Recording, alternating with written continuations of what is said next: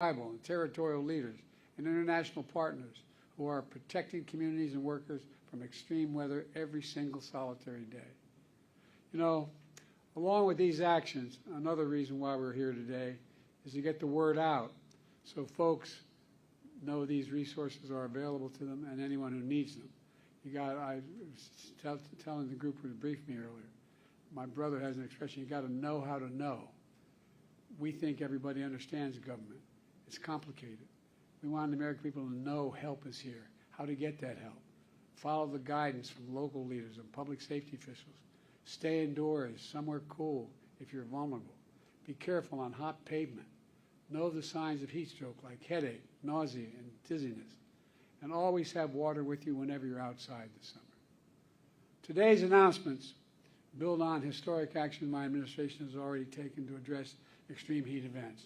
We launched a new website, heat.gov. Let me say it again, heat.gov, that shares life-saving information and links a new heat risk tool to help communities forecast extreme heat. Just enter your zip code and see the heat forecast not only generally, but in your community where you're living. We'll get back to exactly what the heat forecast for your neighborhood is. My Department of Labor also created the first ever national program to protect workers from heat stress. We've invested billions to enhance our power grid, expand energy shortages so that lights, air conditioning, refrigeration, internet stay on during heat waves, storms, and other climate changes. It's building back a different way. All told, we've invested a record more than $50 billion for climate resilience, including against extreme heat and wildfires. But that's not all. My American Rescue Plan is helping states and cities promote energy efficiency, reduce the impacts from flooding, and open cooling centers. People have to know where to go, where they can go in their neighborhood. It's just not automatic. Through the bipartisan infrastructure law, we're delivering over $20 billion to lower your energy costs, upgrading the electric grid to withstand stronger heat waves and storms. And my Inflation Reduction Act, the most significant climate investment ever in the history of the world, anywhere in the world, has already created 300,000 new jobs, building clean energy we need to cut our emissions and to lead the world. Unfortunately, my predecessor and the MAGA Republicans in Congress are trying to undo all this progress. They still deny climate change even exists. They deny climate change even exists. They must be living in a hole somewhere at the expense of health and safety of their own constituents. They deny it exists. Every single congressional Republican voted against the investments which created these jobs and combat climate change. Many of them are trying to repeal those climate provisions and kill those jobs. I quite frankly think it's not only outrageous, it's really stupid. Everyone who willfully denies the impacts of climate change is condemning the American people to a dangerous future and either is really, really dumb or has some other motive of that. How can you deny there's climate change, for God's sake? Let me close with this. When disaster strikes, there are no red states or blue states. I've demonstrated that. I said no matter whether you vote for him or not, everyone's going to get treated fairly. They're just communities, not red communities, blue communities. They're just communities. Families looking for help. And my administration is going to be there for you every step of the way.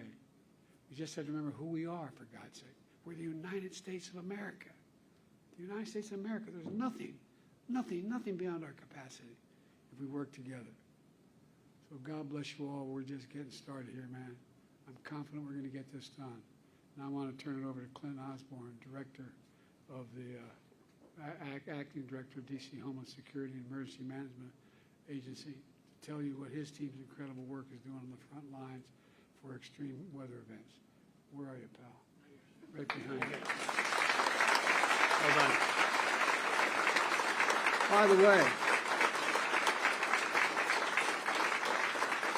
this guy does everything. I get in the elevator. He's operating the elevator. I tell you, that's what they call full service, man. Full service white glove emergency management. Thank you, man. Yes, sir.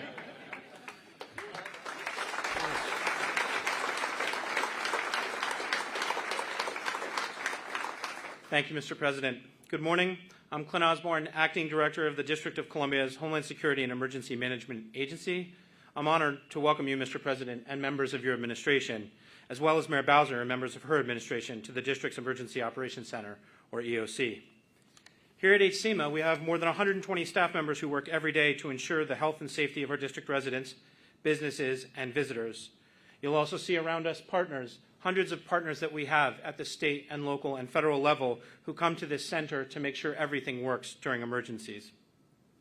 During an emergency or disaster, our team also works to disseminate timely life safety information to help residents make informed decisions for themselves and their families. And I think you've given us new guidance to make it clear, crisp, and to meet people where they are.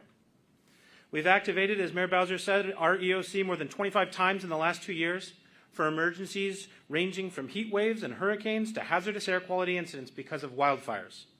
Without the support of dozens of district and federal partners, we wouldn't be able to accomplish our mission and serve our community.